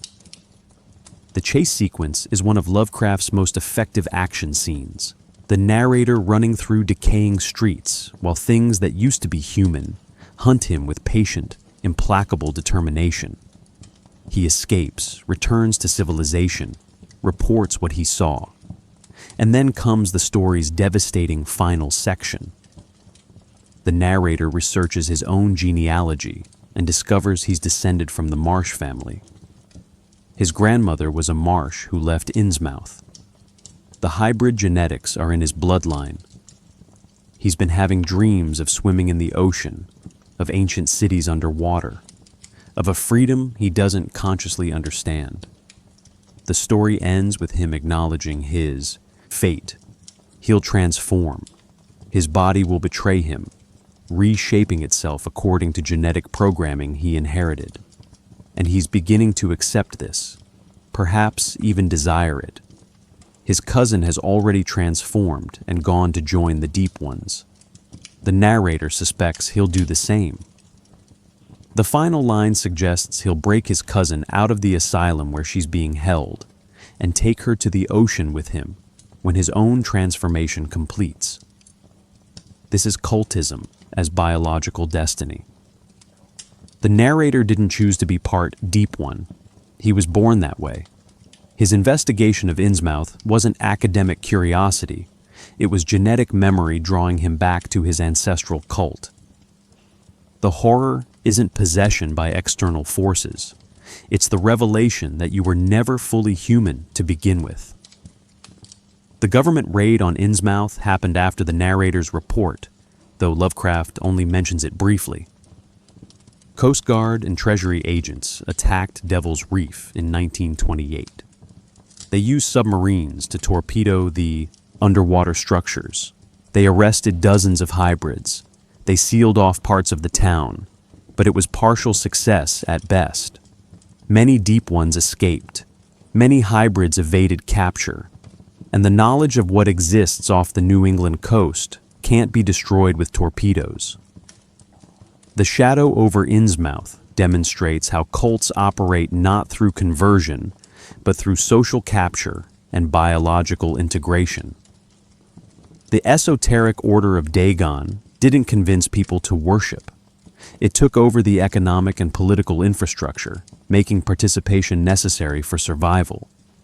Then it transformed willing participants into hybrid offspring, who had no choice but to continue the work. By the third generation, the distinction between cult and community had disappeared entirely. This brings us to the other major cult case study, which operates through entirely different mechanisms. The Call of Cthulhu is Lovecraft's most famous work for good reason. Published in February 1928, it established the template for cosmic horror cults operating globally across centuries, all serving an entity that doesn't acknowledge their worship. The three-part structure is crucial to how the story functions. Each section presents different evidence for the same reality, building toward inescapable conclusions. The narrator, Francis Wayland Thurston, is piecing together documents left by his great-uncle, Professor George Gamble Angel, who died mysteriously in 1926. The professor had been researching something dangerous. His death might not have been natural. Part 1 examines the sculptor's nightmare. In March 1925, a young artist named Henry Anthony Wilcox came to Professor Angel with a clay bas-relief he'd sculpted during a series of disturbing dreams. The sculpture depicts a vaguely humanoid creature with an octopoid head, dragon wings, and a bloated body. The base is inscribed with symbols Wilcox doesn't recognize. He sculpted this compulsively, driven by dreams he doesn't understand. Professor Angel recognizes the symbols from previous research. Other artists and poets experienced similar nightmares during the same period, March 1st to March 23rd, 1925. Sensitive individuals worldwide received visions of a tentacled entity in a drowned city. They painted it, sculpted it, wrote poetry about it. None of them understood what they were depicting. They were just responding to dreams that felt more real than waking life. This establishes the telepathic mechanism. Cthulhu was stirring in his sleep during March 1925, and his dreams leaked into susceptible human minds. The artists weren't cultists. They didn't choose to receive these visions. They were simply sensitive enough to pick up signals that most humans filtered out. This is involuntary cultism through dream sensitivity, knowledge transmitted without consent. Part 2 shifts to historical investigation. In 1908, Inspector John Raymond LaGrasse led a raid on cult activity in Louisiana Bayou country. Local police discovered nearly 100 worshippers, mixed-race men described as Negroes and a sprinkling of sailors, performing rituals in a swamp clearing. They were chanting, dancing around a fire, conducting what appeared to be human sacrifice. At the center was a stone idol depicting the same entity Wilcox would sculpt 17 years later. The cultists fought arrest viciously. Several were killed. Those captured refused to explain their practices in detail, but fragments emerged. They worshipped something called Cthulhu. They believed it slept in a drowned city called Relie, waiting for the stars to align properly. When that happened, Cthulhu would rise and teach humans new ways to shout and kill and revel and enjoy themselves. All the earth would flame with holocaust and freedom. That phrasing is significant. The cultists aren't promising salvation or paradise. They're promising destruction and the freedom that comes when civilization collapses. They're worshiping apocalypse as liberation. Morality, law, social structure, all of it will burn when Cthulhu wakes. The cult served not a savior, but an ending. LaGrasse consulted experts after the raid. At the 1908 American Archaeological Society meeting, he showed the idol to assembled scholars. Most were baffled, but Professor Webb of Princeton had encountered something similar. Eskimos in Greenland told stories of an ancient cult that worshipped the same entity. They had similar idols, similar chants, similar beliefs about sleeping gods awaiting return. This global distribution suggests the cult is incredibly old. Louisiana Bayou communities and Greenland Eskimos developed the same worship practices independently, separated by thousands of miles and different cultural contexts.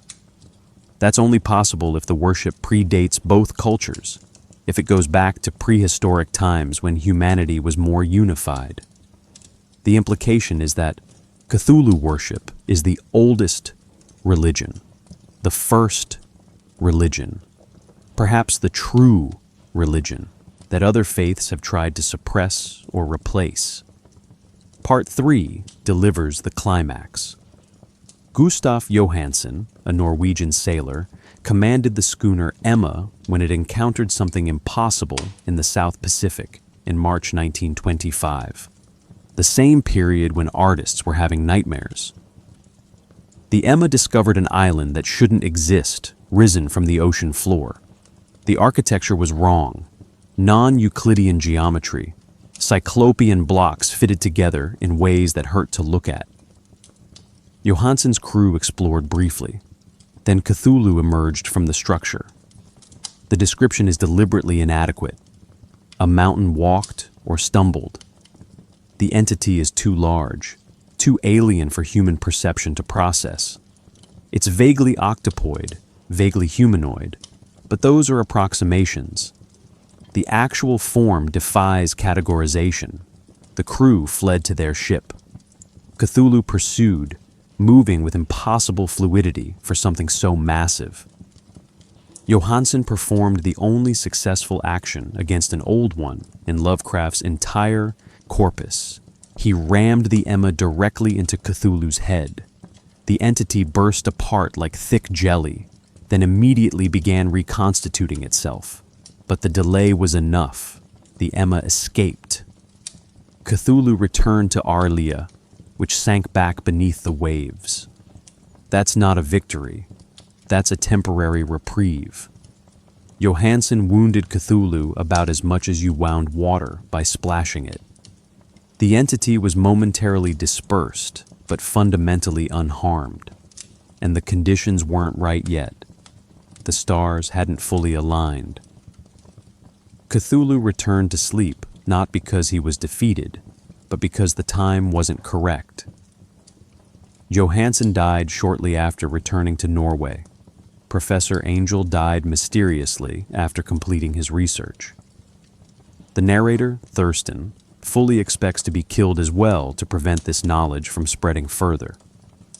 The story ends with him knowing too much, knowing he'll likely die for that knowledge, but compelled to document it anyway. The Call of Cthulhu demonstrates cult, operation through evidence accumulation. Thurston isn't joining a cult, he's researching one, but the research itself is transforming him. He started skeptical and ended certain that the cults are right, that Cthulhu exists, that humanity's dominance is temporary. The knowledge has made him a cultist, whether he performs rituals or not. He now sees reality as the cultists see it. The story's power comes from its structure as investigation leading to inescapable conclusions. The three sections corroborate each other perfectly, despite having no connection. That's either massive coincidence or evidence of something real. And once you accept it's real, once you acknowledge that Cthulhu exists, and the cults are accurate in their beliefs, you've crossed the threshold. You're thinking like a cultist now. The transformation is epistemological. This brings us to how other writers expanded and adapted Lovecraft's cult mythology after his death. Lovecraft died in 1937, but his cult mythology continued evolving through other writers' contributions. Some of these expansions honored his vision. Others transformed it into something he wouldn't have recognized. August Derleth became the most influential post-Lovecraft contributor, though his influence was problematic. Derleth positioned himself as Lovecraft's literary executor and began publishing collaborations, stories allegedly based on Lovecraft's notes, but mostly written by Derleth. More significantly, he systematized the mythology in ways Lovecraft never intended. Derleth imposed Christian-style cosmology on cosmic horror. He created elder gods, benevolent entities who opposed the evil old ones. This good versus evil framework gave readers moral clarity that Lovecraft deliberately denied. In Lovecraft's vision, the old ones aren't evil. They're indifferent. They don't oppose humanity. They just exist, and their existence is incompatible with ours.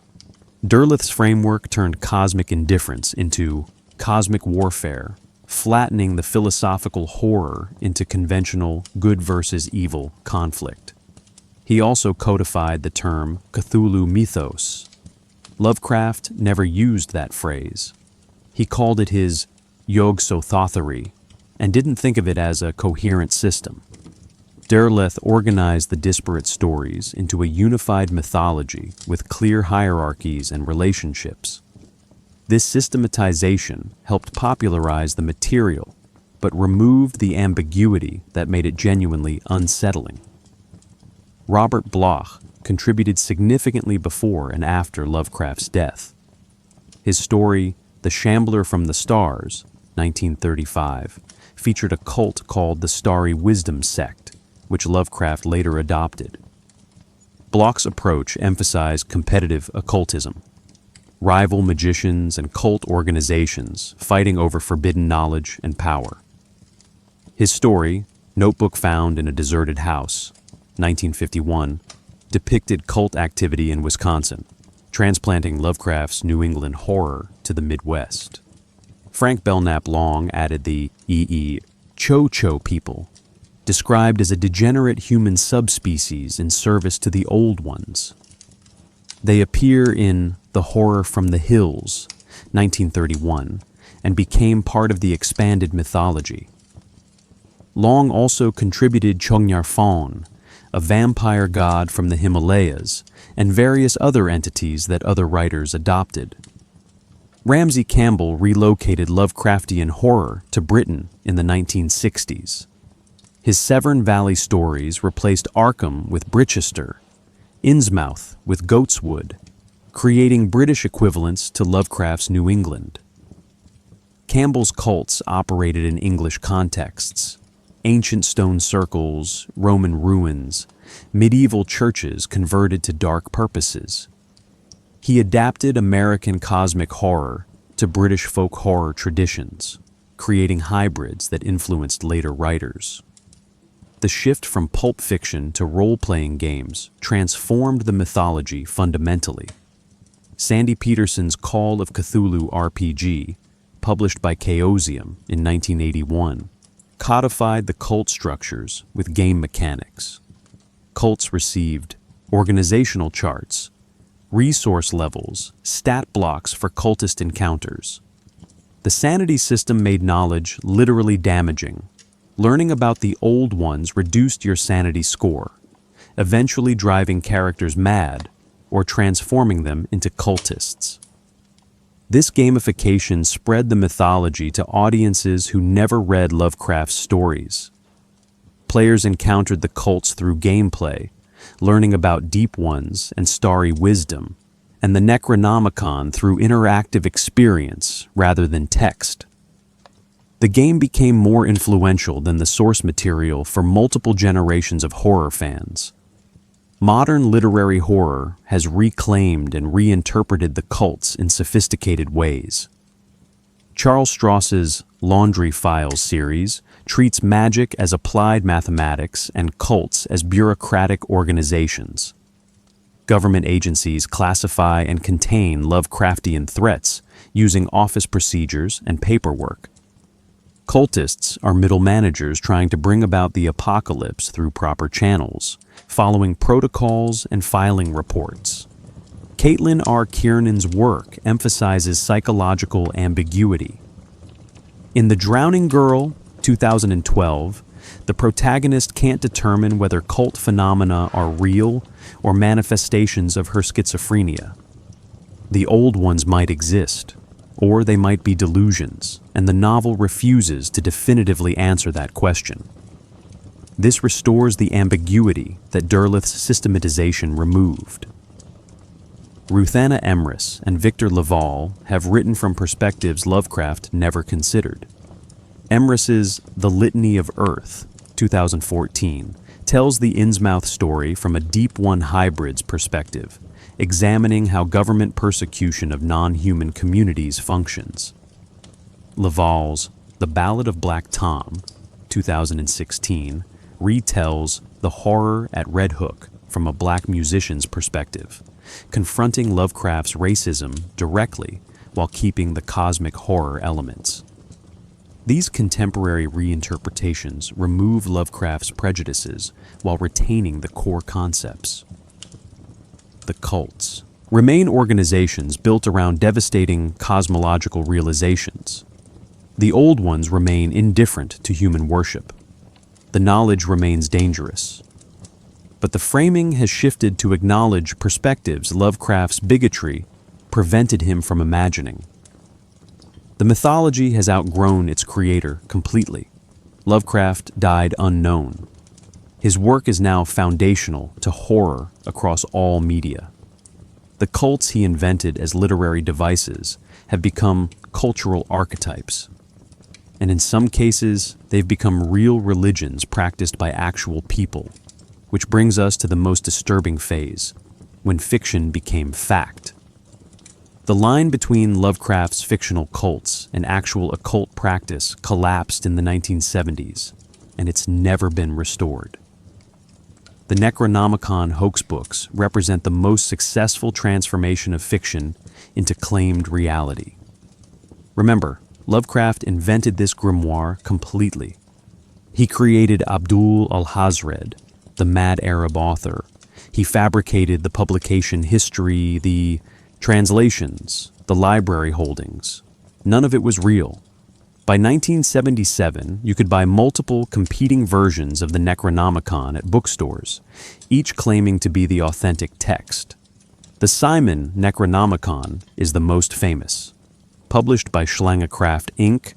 and distributed by Avon Books, it became a bestseller despite being, and this is important, a fiction based on a fiction. The author, known only as Simon, claimed to have discovered the text through research into Sumerian mythology. The book presents itself as a translation of an actual ancient grimoire that Lovecraft somehow knew about. The content is real ritual magic, synthesizing Mesopotamian mythology with Lovecraft's invented cosmology. It contains invocations, sigils, summoning procedures, protective rituals. The publisher's note claimed historical authenticity while using careful language that avoided explicit lies. The book works as ceremonial magic if you believe it works, which is how all ritual magic operates, according to chaos magic theory. Other fake Necronomicons appeared throughout the 1970s and 1980s. Each claimed the others were fraudulent.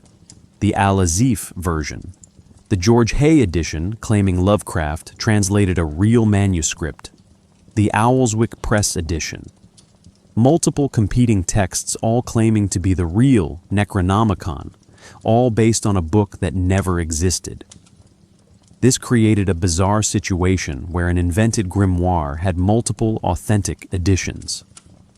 The chaos magic movement embraced this openly. Practitioners like Phil Hine and Peter Carroll argued that fictional gods work as well as historical gods if belief is invested. They developed Necronomicon Gnosis as a magical practice, using Lovecraft's entities as servitors. Thought forms created through focused belief. The logic was simple. If Lovecraft's old ones exist only in human consciousness, they're no different from any other deity.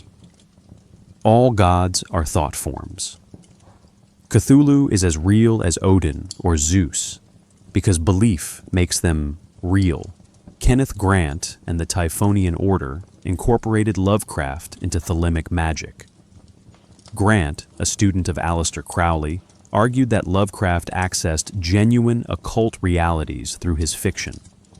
He pointed to supposed connections between Lovecraft and Crowley, claiming they both tapped into the same primordial current. The evidence for direct contact is disputed. Crowley mentioned a cult of Cthulhu in his writings, but the dates don't align cleanly with Lovecraft's publications. Regardless, Grant treated Lovecraft's mythology as valid magical technology.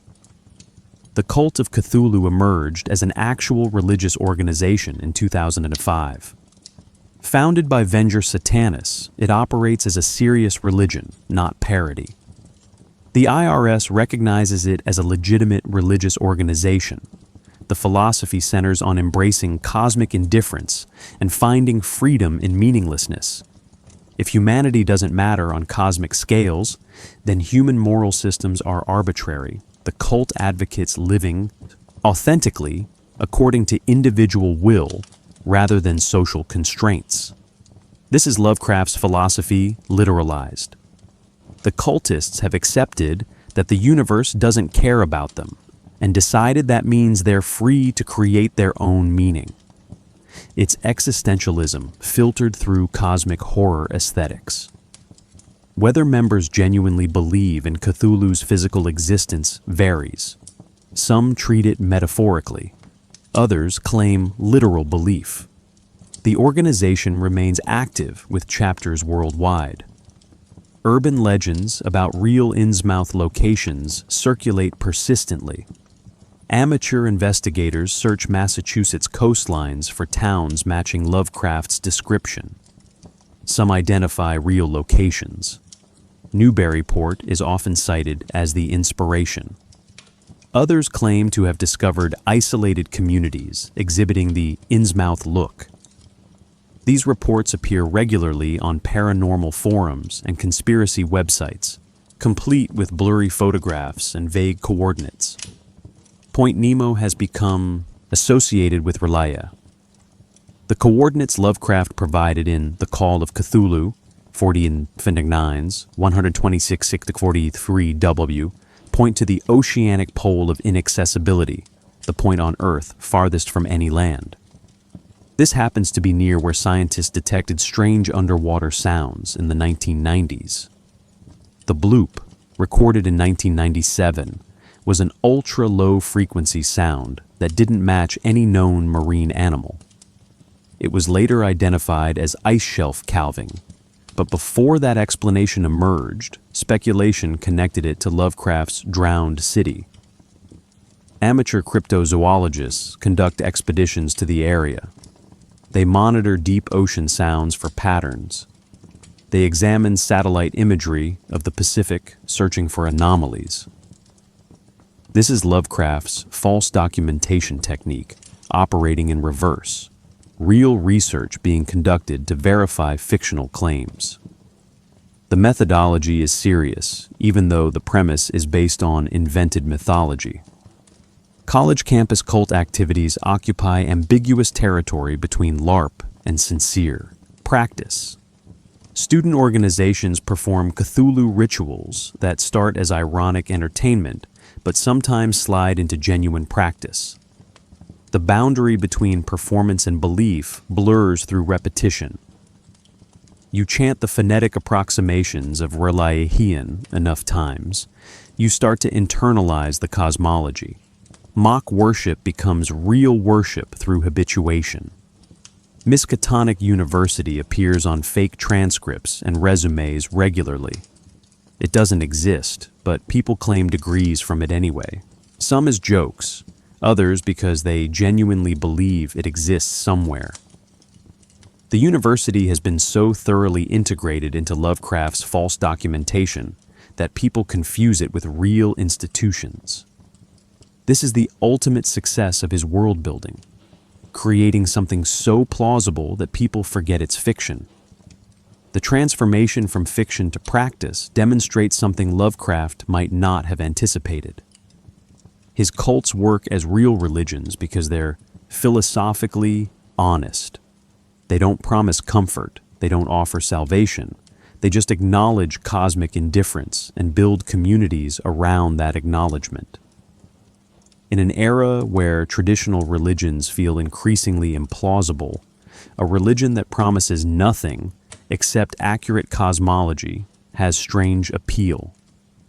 This brings us to how mass media has adapted and spread these ideas. Translating cosmic horror to visual media is fundamentally difficult. Lovecraft's entire approach depends on things being indescribable, incomprehensible, impossible to depict. The moment you show Cthulhu on screen, you've failed. You've made it comprehensible. You've reduced cosmic horror to a monster that can be photographed. Despite this, filmmakers have tried repeatedly with varying success. The Dunwich Horror, 1970, starred Dean Stockwell as Wilbur Whately, attempting to use a young woman for a dimensional summoning ritual. The film visualizes cult ceremonies with psychedelic effects appropriate to its era. Swirling colors, distorted perspectives, drugged atmosphere. It treats the ritual magic as essentially chemical, using hallucinogens to access altered states where dimensional barriers weaken. This is practical occultism rather than supernatural mysticism, and it works better than most Lovecraft adaptations by keeping things ambiguous. Stuart Gordon's Reanimator, 1985, adapts Herbert West Reanimator as black comedy horror. West functions as a cult of one, an obsessive scientist priest dedicated to conquering death through applied chemistry. His reagent that reanimates dead tissue is essentially ritual magic disguised as science. The film's gore and humor obscure how accurately it depicts the Lovecraftian investigator who goes too far and can't stop even as his work destroys everything around him. John Carpenter's In the Mouth of Madness, 1994, is the most philosophically sophisticated Lovecraft adaptation. Despite not adapting any specific story, Sutter Kane is a horror novelist whose books are causing actual cult formation. Readers become believers. Fiction creates reality. The film's central question, what happens when enough people believe something fictional, is Lovecraft's core concern. The investigator hired to find Kane gradually realizes he might be a character in Kane's novel, that his investigation is itself fiction, creating more fiction. Reality collapses into narrative.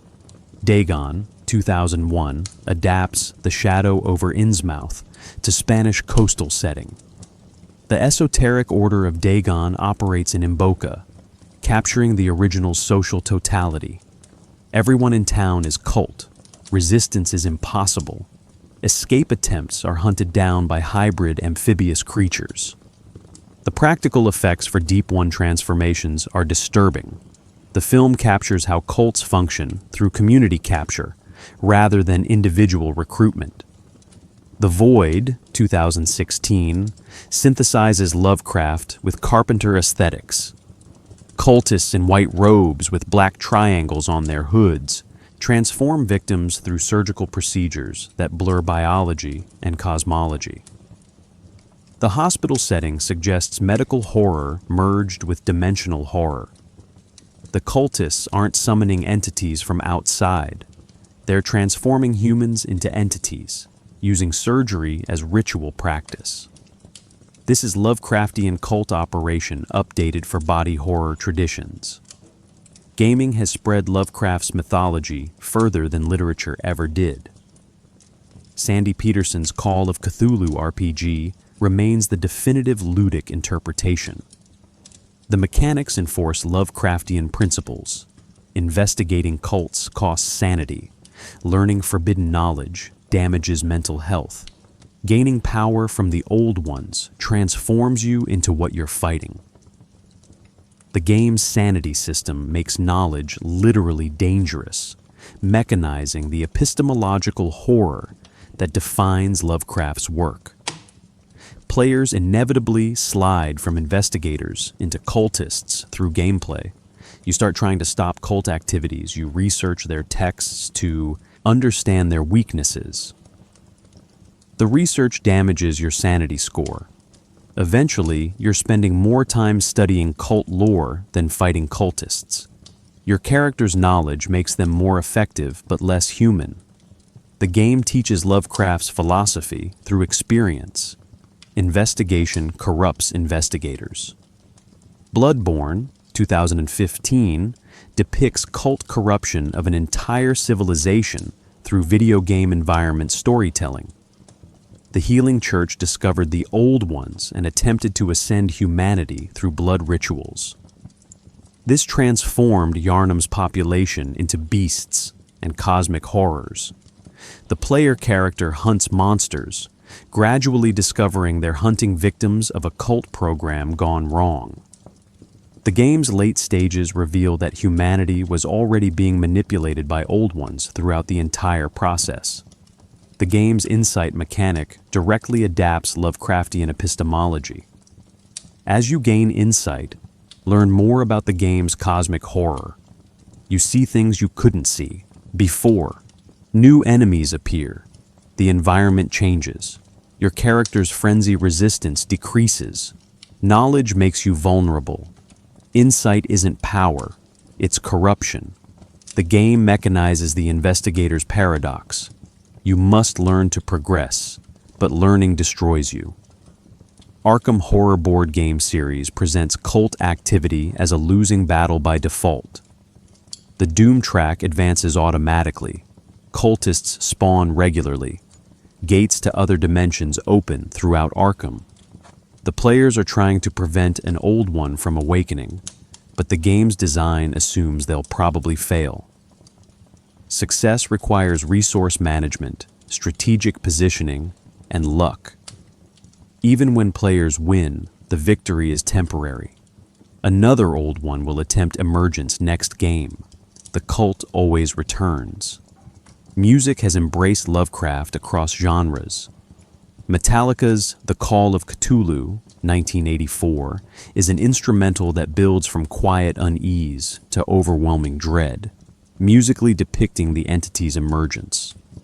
The instrumental format is appropriate.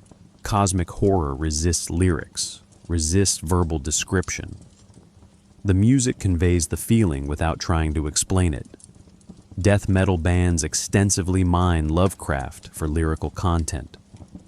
Morbid Angel named albums after Lovecraft entities. Blessed Are the Sick references Zagthoth. Their lyrics invoke old ones, describe dimensional breaches, depict cult rituals. The sonic brutality matches the philosophical brutality. Death metal's misanthropy aligns naturally with cosmic horror's anti-anthropocentrism. Black metal appropriates Lovecraft's cosmic nihilism for its own misanthropic purposes. The genre's fundamental position, that humanity is a mistake, that civilization is corruption, that nature's indifference is more authentic than human meaning, is basically Lovecraft's cosmicism applied to environmental philosophy. Bands incorporate Lovecraftian imagery and concepts, treating the old ones as forces of entropy and dissolution that will eventually reclaim Earth from human contamination. The H.P. Lovecraft Historical Society produces comedy horror musical adaptations like A Shoggoth on the Roof and The Color Out of Space Jam. These operate as affectionate parody while demonstrating how thoroughly Lovecraft's mythology has permeated culture. The jokes only work if the audience knows the source material. The fact that these shows play to sold-out audiences proves Lovecraft's cult mythology has become cultural common knowledge. Media adaptations face the fundamental problem. Showing cosmic horror makes it comprehensible, which undermines the horror. The most successful adaptations work around this through ambiguity, suggestion, or by focusing on the human response rather than the entities themselves. They succeed when they remember that Lovecraft's horror isn't the monsters. It's what the monsters reveal about reality. This brings us to how academics and subcultures have appropriated this mythology for their own purposes. Lovecraft's cults have been adopted by communities and scholars in ways that would have baffled their creator. His pulp fiction has become philosophical text, religious practice, political metaphor, and academic subject. Chaos magic practitioners in the 1980s and 1990s treated Lovecraft's entities as functional magical technology. Phil Hines' Pseudonomicon provides rituals for working with old ones as servitors, thought forms created through focused intention. Peter Carroll's work on chaos magic theory argues that fictional gods work as well as historical gods because all deities are human-created thought forms anyway. Belief generates reality. If you believe Cthulhu exists strongly enough to perform rituals invoking him, then Cthulhu exists functionally. This is radical religious pragmatism. The chaos magic position isn't that the old ones are literally physically real in the way mountains are real. It's that they're real in the way culture is real, human constructs that have genuine effects once enough belief is invested. You can work magic using Lovecraft's entities exactly as effectively as using traditional pantheons. The Necronomicon Gnosis became a recognized magical current, complete with sigils, invocations, and operational frameworks. Academic conferences now examine Lovecraft seriously.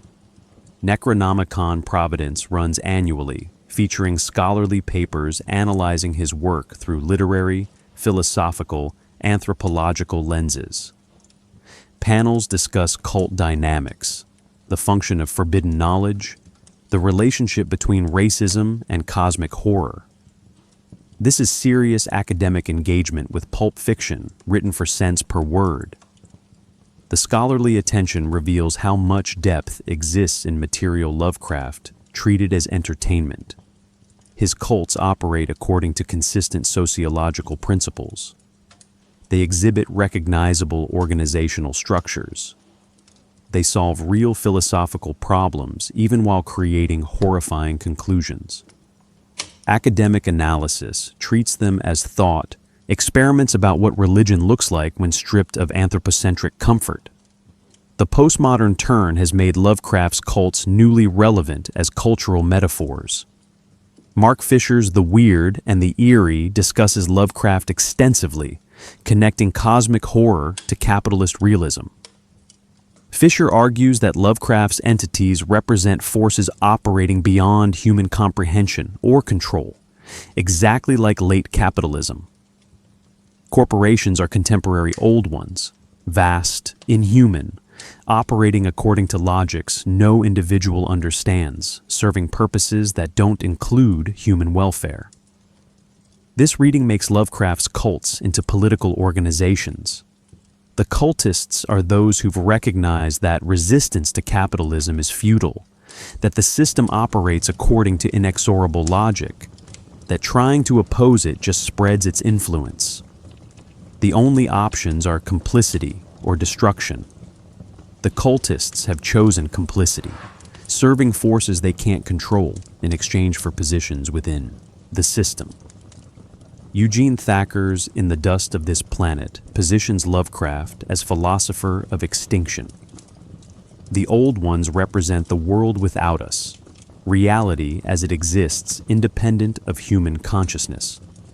Thacker argues that Lovecraft's horror comes from glimpsing the planet's indifference to human existence. Climate change, ecological collapse, eventual human extinction, these are Lovecraftian revelations. The planet will continue after humanity ends, and it won't notice we're gone. Graham Harmon's object-oriented ontology finds philosophical value in Lovecraft's entities as withdrawn objects, things that exist independent of human perception or understanding. The old ones can't be fully known, fully described, or fully comprehended. This isn't mysticism. It's recognizing that objects have reality beyond their relationships to human consciousness. Cthulhu exists whether humans perceive him or not, and exists in ways humans can't access. New weird fiction has reclaimed and transformed Lovecraft's cults for contemporary political concerns. China Miéville's Baslag novels feature cults embedded in urban infrastructure, operating as political factions rather than secret societies.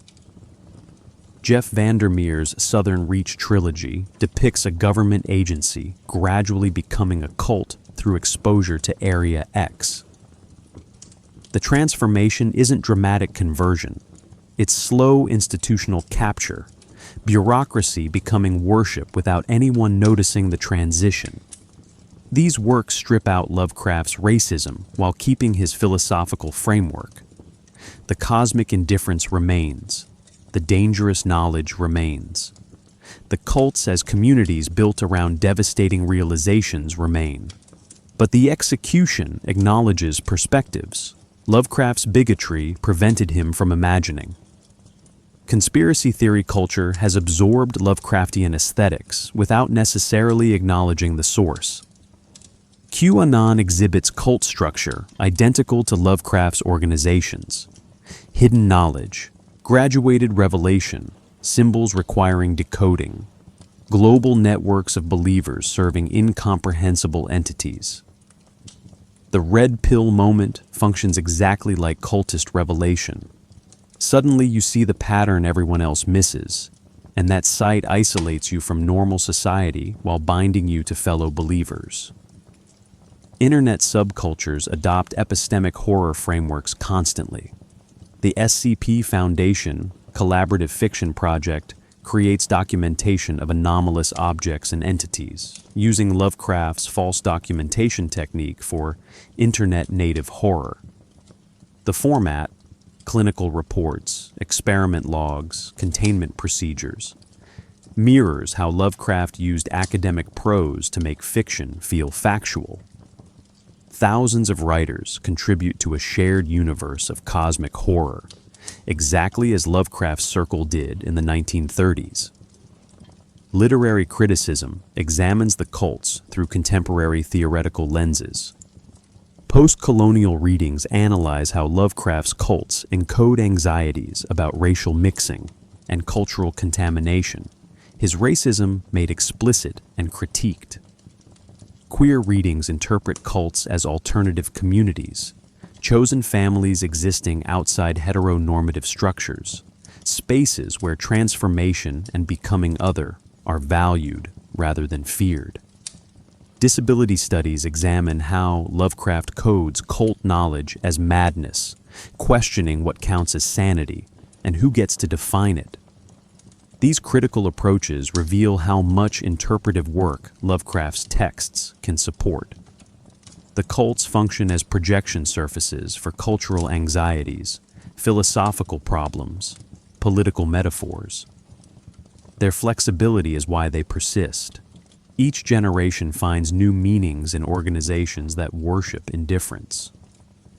The appropriation extends to religious studies, treating Lovecraft's work as source material for actual religious practice. Scholars document how chaos magicians use his rituals, how the cult of Cthulhu functions organizationally, how Lovecraftian cosmology provides frameworks for non-theistic religious experience. This is religious studies engaging with religions that are barely a decade old, formed around fiction barely a century old, yet exhibiting genuine religious characteristics. The academic and subcultural adoption reveals something crucial. Lovecraft created mythology that works. His cults feel real because they're built on recognizable patterns. They solve actual problems about how communities form around shared knowledge. They provide frameworks for understanding forces beyond individual control. Whether you're a chaos magician, a postmodern theorist, a conspiracy theorist, or a scholar of new religious movements, Lovecraft's cults offer useful conceptual tools. This brings us to the final question. Why do these cults endure, and what do they reveal about contemporary consciousness?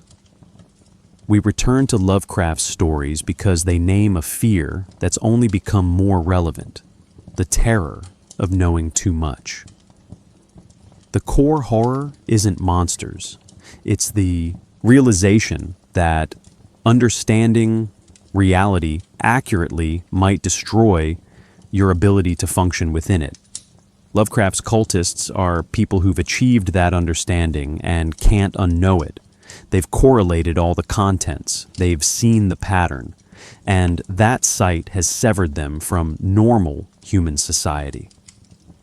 This is fundamentally different from other horror traditions. Ghost stories terrify you about death. Vampire fiction terrifies you about predation. Demonic possession terrifies you about losing control of your body. These are personal terrors about things that might happen to you individually. Lovecraft's cosmic horror operates at species level. It's not about your death. It's about humanity's cosmic irrelevance. We evolved on one planet, orbiting one star in one galaxy among billions. Our existence is a statistical accident occurring in an incomprehensibly vast universe that doesn't notice us.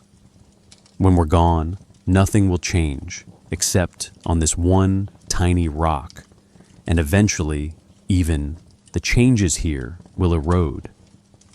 The universe will continue not caring exactly as it does now.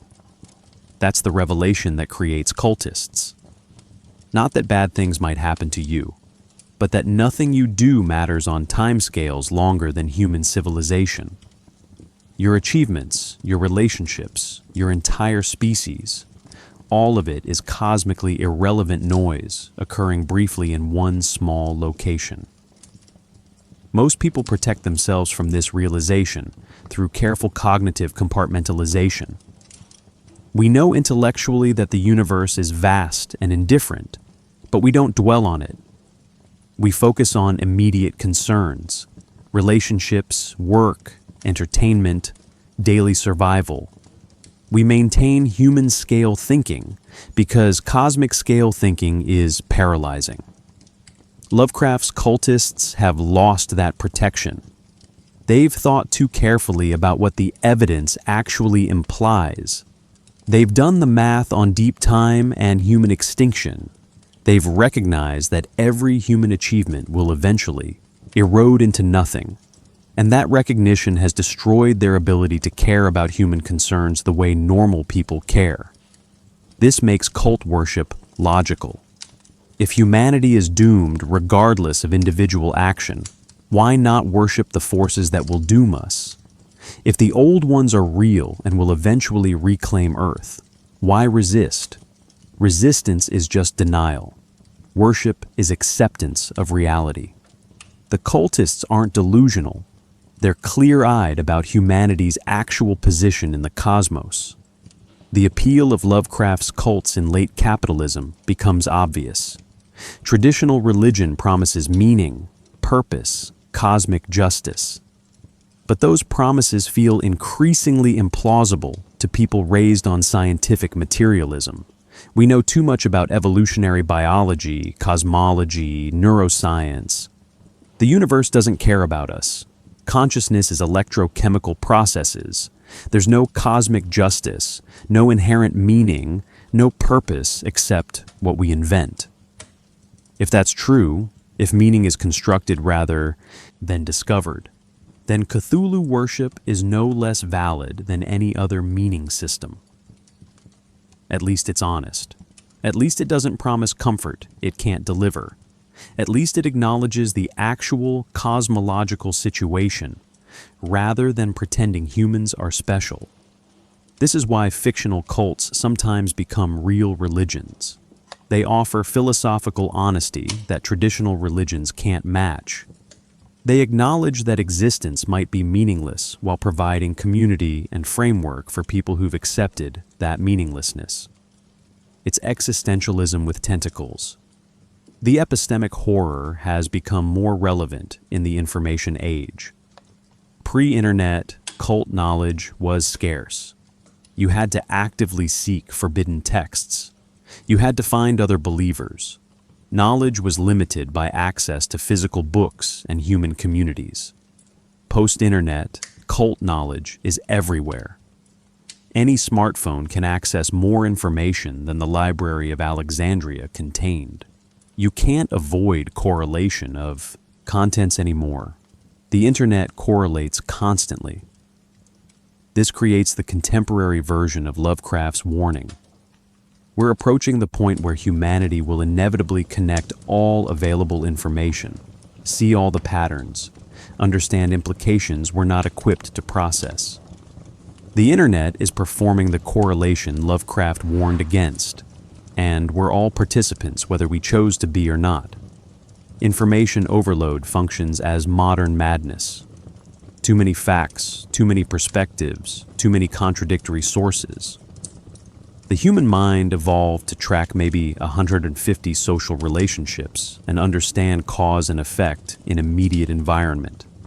It didn't evolve to process global information flows, understand quantum mechanics, or grasp geological time. We're operating cognitive equipment outside its design parameters. The cultist, as accelerationist, makes sense in this context. If collapse is inevitable, ecological, economic, civilizational, why delay it? Why not facilitate it? Why not serve the forces bringing it about, rather than futilely resisting? This is Lovecraft's cultism, applied to contemporary apocalypse anxiety. The stars are aligning toward climate catastrophe, resource depletion, potential extinction. The cultists are those who've accepted this and stopped pretending individual action matters. Ecological readings of Lovecraft have become popular because the old ones work perfectly as metaphors for climate change. Vast forces operating beyond human control. Consequences of past actions becoming inevitable. The sense that we've already triggered the transformation and just haven't seen the full effects yet. Cthulhu rising could be global temperature rising. Same inexorable logic. Same inability to reverse course. Same realization that we were irrelevant all along. The question of conversion remains urgent. What separates reading about cults from joining them? Every horror fan has read Lovecraft. Most haven't become cultists, but some have. Where's the threshold? What makes the difference between appreciating cosmic horror as fiction and adopting it as philosophy? The answer might be taking the implications seriously. Most readers treat Lovecraft as entertainment. They enjoy the stories without applying the philosophy to their actual lives. They read about cosmic insignificance, then go back to caring about human concerns. The separation between fiction and reality remains intact. Cultists, fictional and real, are those who can't maintain that separation. The philosophy has integrated fully into their worldview. They've stopped pretending human concerns matter on cosmic scales. They've accepted the implications and let those implications restructure how they live. That's the conversion. From reading about cosmic indifference to genuinely feeling cosmic indifference. From understanding the philosophy intellectually to embodying it practically. The investigator who becomes cultist represents modern anxiety about radicalization. How do you research extreme beliefs without adopting them? How do you understand dangerous ideologies without being seduced by them? The answer from Lovecraft is you can't. Information contagion is real. Ideas change you just by encountering them. Some ideas are cognitive hazards that you can't safely examine. This is why we return to these stories. They articulate dread that feels increasingly justified. Lovecraft named the fear of knowing too much, of understanding reality too clearly, of seeing patterns you can't unsee. That fear has only become more relevant as information access has exploded. We're all investigators now, researching in vast digital archives, encountering ideas that change us, correlating contents whether we want to or not. The most merciful thing in the world is the inability of the human mind to correlate all its contents. Lovecraft wrote that in 1928. By 2026, correlation is inevitable. The internet correlates. AI correlates. The sheer density of available information makes correlation unavoidable. The mercy is ending. And when it does, when humanity completes the correlation Lovecraft warned against, the distinction between studying the cults and joining them might disappear entirely. We might discover that Lovecraft's stories were never fiction at all, but anthropology of religions that didn't exist yet. Prophecy disguised as horror. Documentation of what comes after the traditional gods die, and nothing comfortable replaces them. The cults that worshipped Lovecraft's gods started as literary devices. Then they became philosophy. Then they became real organizations. The progression suggests something disturbing. Maybe Lovecraft didn't invent them. Maybe he just saw them coming.